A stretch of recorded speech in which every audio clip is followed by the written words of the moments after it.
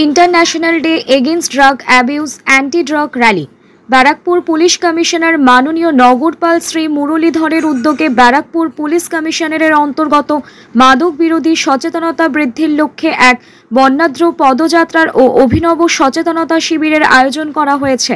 ব্যারাকপুর নগরপাল কার্যালয় থেকে শুরু করে লাটবাগানের রাজ্য পুলিশ একাডেমি পর্যন্ত স্কুলের ছাত্রছাত্রীদের সঙ্গে নিয়ে এই পদযাত্রা শুরু হয়। আপনারা দেখেছেন আজকে ব্যারাকপুর কমিশনারেট থেকে অ্যান্টি ড্রাগ ডে আজকে পালিত করা হয়েছে। যেরকম আমি অনুষ্ঠানেও বলেছি, এটা একদিনের বিষয় নয়।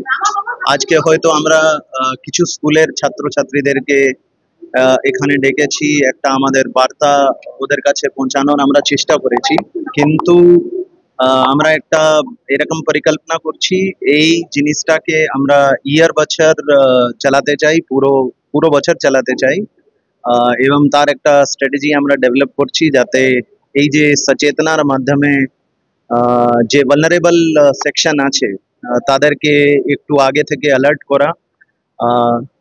সেকেন্ডলি, এনফোর্সমেন্টের একটা ব্যাপার আছে এবং ওখানে পুলিশের একটা বড় ভূমিকা আছে।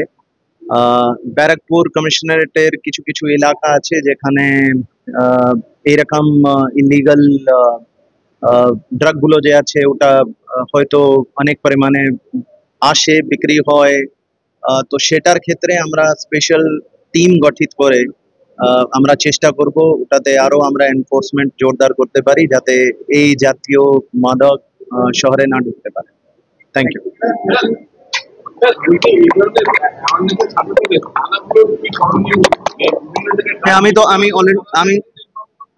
আমি অলরেডি বলে দিয়েছি যে এনফোর্সমেন্টের ব্যাপারটা আছে, ওখানে পুলিশের অনেক কাজ করার আছে।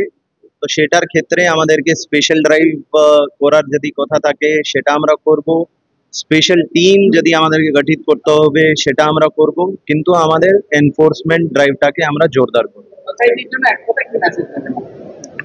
এক কথায় সোজা কথা আছে, that society has to come forward to keep the young mind alert এবং সিভিল সোসাইটিকেও আমার এরকম অনুরোধ থাকবে, যদি ওরা কিছু এরকম দেখতে পায় ওরা যাতে, because civil society is eyes and ear of the police, তো ওরা যদি আমাদেরকে কোনো খবর দেয় তাহলে definitely we will take action against such people. Thank you.